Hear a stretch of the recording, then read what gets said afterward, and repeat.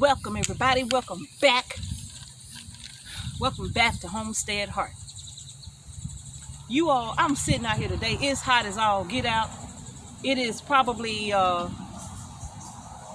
in the late afternoon.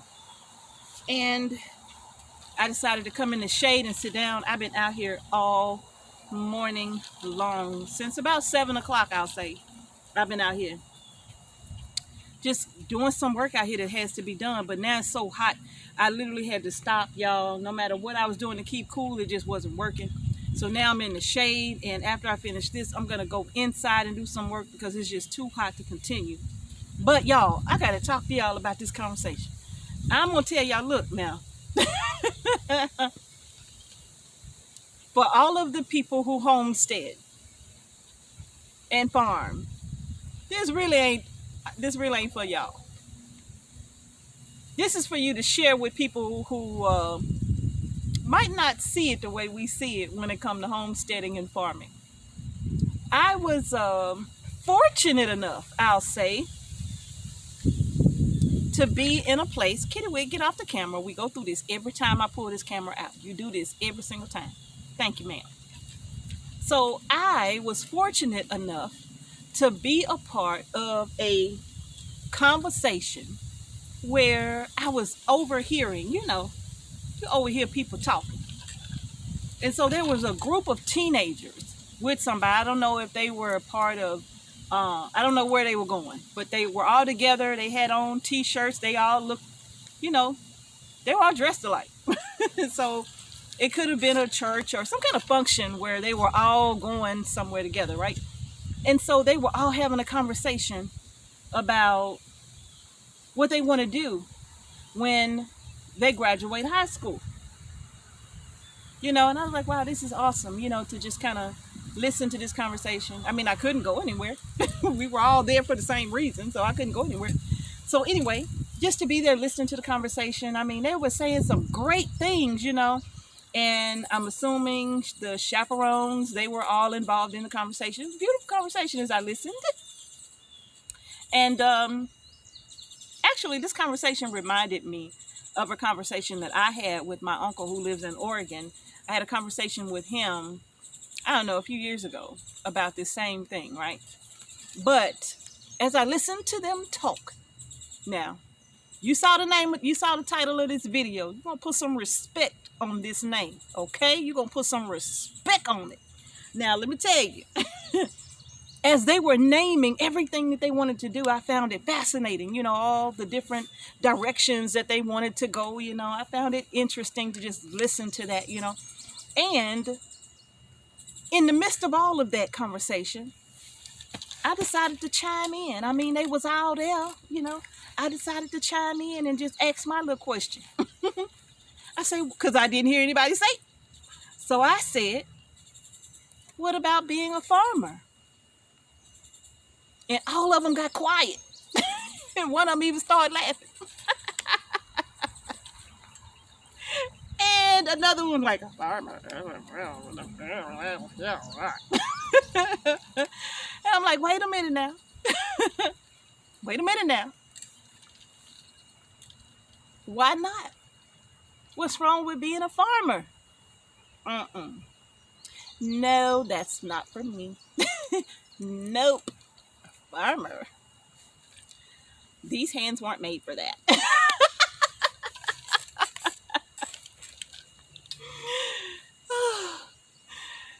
It was beautiful, to tell you the truth. I loved all of the different professions that they were naming. But I had to stop them and tell them, wait a minute now. We're going to put some respect on that name. Don't snooze your nose up at that. Because all them cotton t-shirts that you wearing, a farmer had to do that, right? A farmer had to do that. A farmer had to plant those seeds, harvest that cotton, and then it had to go through the process of being taken from the little cotton and turned into a fabric so that you can wear those beautiful cotton shirts that you got on. What about the food that you eat? That comes from a farmer. And the adults were like, yes, that's true. That's a fact, right? Yeah, that's a fact. Yeah. You got to put some respect on that name. You got to respect that farmer, right? And I ain't talking about them fake farmers. I ain't talking about the fake farmers that like to come out with that fake seed and give you them fake vegetables and all of that, right? I ain't talking about the fake farmers, the MTOs, right? Fill in the letters, the MTOs, okay? I ain't talking about them or their subsidiaries. And actually, we'll talk about that too. I'm talking about real deal farmers, real deal, who get real seed, right? And I really appreciate, especially people who do it as organically as possible, right? Yeah, as organically as possible. And then those who are strictly organic, I really got a lot of respect for them. Yes, I do. So for these farmers, if you like broccoli and it's real broccoli, it's coming from a farmer, right? The Brussels sprouts, the tomatoes, the lettuce, the onions, the peppers, the squash, the cucumbers, the pickles that's made from the cucumbers, right? Your farmer, you got to put some respect on that name. You got to respect that farmer. There is no profession in the world. There's no professional person in the world right this very day. I don't care how many billions of dollars and millions of dollars they may be making. None of them could survive without a farmer. Because the farmer feeds them and clothes them. The farmer feeds them and clothes them. Okay? So there isn't a professional person in the world who does not benefit from the farmer. You know, the person in the jeans or the overalls and the hats with dirt on their boots. Right? That farmer, y'all. That farmer. So yeah, put some respect on that. Put some respect on that name. We all benefit from our farmers. The real deal farmers. Not them fake ones. Not the fake farmers. Real farmers. Okay? That, you know, them fake farmers that deal with MTOs. Right? And actually, you'll be surprised. I know I was, to learn about how many subsidiaries there are associated with this company. You would be surprised. Some of them you buy seeds from. Yep. Actually, I'm going to do my best. It probably won't be right now when this video comes out. But at some point, I'm going to try to put a link in the description to the website where I saw an entire list of their subsidiaries, right? And some of them are regular household names where you get different seeds and plants from. Yeah. Now, whether they use genetically modified seeds or not, I don't know, but they are affiliated with the MTO people. I don't think they're called MTO no more. I think they're called, Bayer? I think it is, you know. But, yeah, you're going to be very, very surprised to see a lot of these names associated with this company or with these people. Yeah. They're not farmers. They farm killers, okay? They farm killers, not farmers. So, you all, yeah. I had this conversation with my uncle, and I told him growing up, when I was a child, growing up and being in school, all through school, whether it was elementary school, middle school, and high school, out of all of the things in the world that you could do, or the teacher would suggest that you do, or have you considered this, you know, have you considered that? I never once heard the word farmer. Never. I never even knew that was an option. My great grandfather was a farmer, right? But I didn't put that together that that could be like an actual profession. I never did. I just thought it was something. You growing up, you're little. I was a little girl, so that didn't compute with me.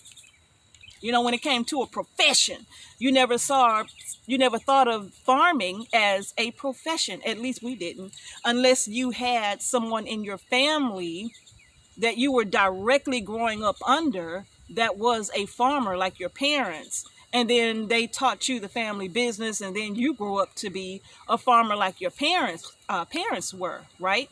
But it was my great grandparents, not my grandparents and not my parents, my great grandparents that were farmers. Yeah. And oddly enough, none of my great uncles became farmers even after that. They all moved away and left the farm.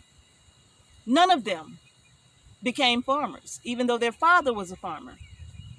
So for me, I didn't even know that that was an option to be a farmer. And I find it funny that when you mention the word farmer as a profession, sometimes you might get that, oh, oh, okay. Oh, okay, you're a farmer. Oh, okay.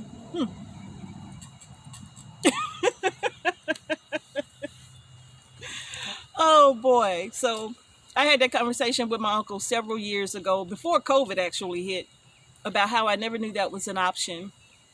And, even with saying it at that time, being a farmer, how sometimes some folks could look down on a farmer, feeling like they are dusty, or we are dusty, dirty people. We're just dirty all the time, right? And they don't want to be in that dirt all the time.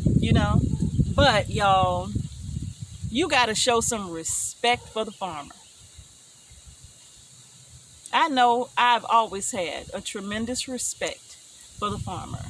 Number one, it's extremely hard work. Number two, you have to be dedicated. You can't call in when you're a farmer. Some jobs you can call in on. When you're a farmer, you really just can't call in. You got to get them crops out no matter what. You got to get them out on time. You got to get them to market on time. You got to get them out so you don't lose your crop. And that's why a lot of farmers go to work sick as can be, about to fall over, but they still be out there harvesting, making it happen so they can survive and they can get food on our tables, right? Right. So put some respect on that name. And be thankful for your local farmer, real farmer. Be thankful for your real local farmers. You know how the celebrities be like, at real so-and-so? Put some respect on that at real farmer, okay? The real farmers. Yeah. Let's respect them. Whether they are cattle farmers, vegetable farmers. Some of them have orchards. That's still a farm. Yeah, because it brings fruit to the table, right? Yeah. Some do farm raised fish. In any case, you're farmer. Respect your farmer and show some appreciation. Farming is an excellent profession, and everybody on this planet is built for different things, and we don't look down on any profession. So we certainly shouldn't look down on the farmer, because that's one thing for sure. Everybody needs that farmer. Everybody. Being a mechanic, an auto mechanic, is a profession, right? But if you don't own a car, you don't need a mechanic. So that might not be important to you.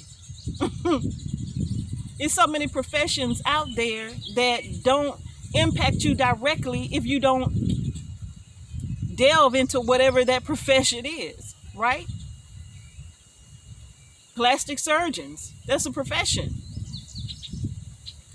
But if I'm not the type of person who want any kind of plastic surgery, well, that's not important to me, right? And I can do without a plastic surgeon. But you can't do without your farmers that feed you and clothe you. Nobody can. So put some respect on that name. Respect your farmers. Show them some love and appreciation. Okay? Okay. All right, y'all.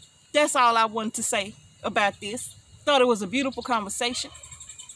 Looking back, when I was, I don't know, maybe 13 years old, if I would have known that I had an option to be a farmer as a profession, I know that's what I would have done. I know it, right? From Jump Street, I know it, because that's it. My mom used to say that. My mom used to tell me I was going to have a zoo when I grew up. Really, all I wanted was farm animals. Yeah. All right, y'all, that's going to do it. If you haven't done so already, give our video a thumbs up and pass this video around, because we got to put some respect on that. All right? Thank y'all for watching Homestead Heart. Peace and blessings to each and every one of you. I'm going to see y'all in the next video. Peace and love to all of our farmers.